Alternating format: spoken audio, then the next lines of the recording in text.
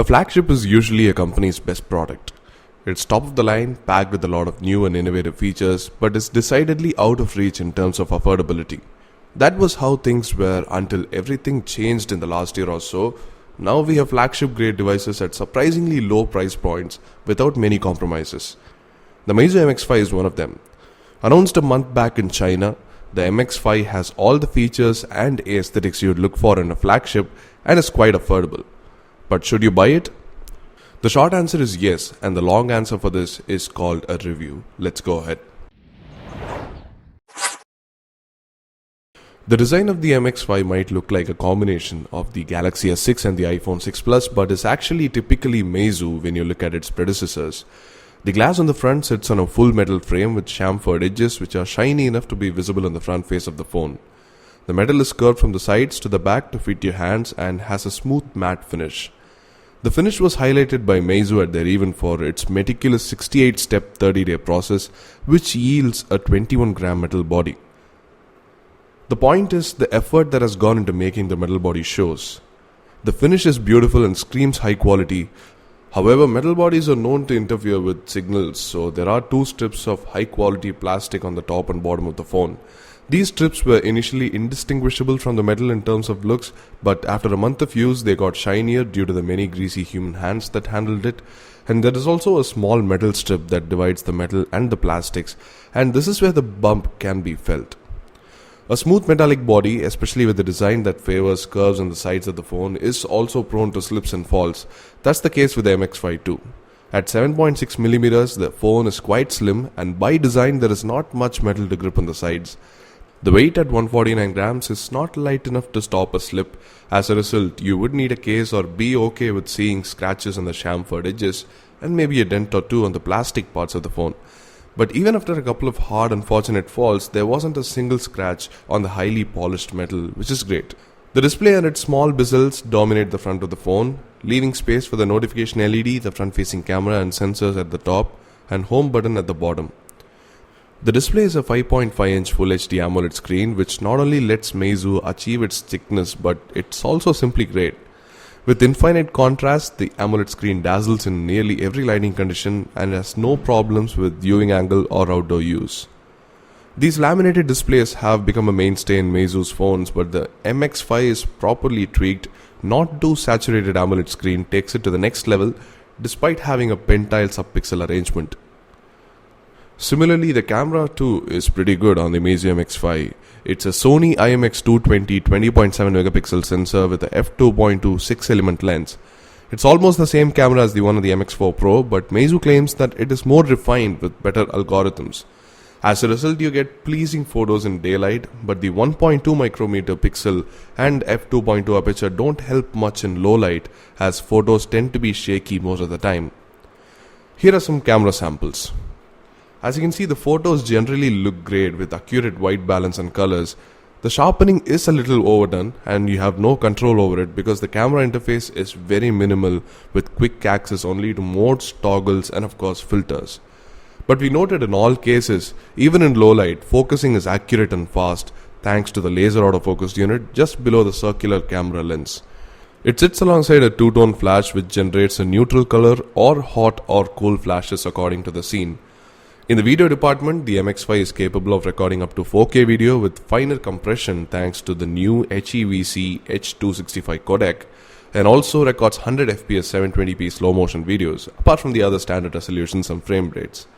The 4K mode with HEVC and slow motion video are enabled by the MediaTek Helio X10 powering the MX5. Helio X10 powers the device with 8 A53 cores running at 2.2 GHz and a PowerVR G6200 GPU that handles all the graphic duties.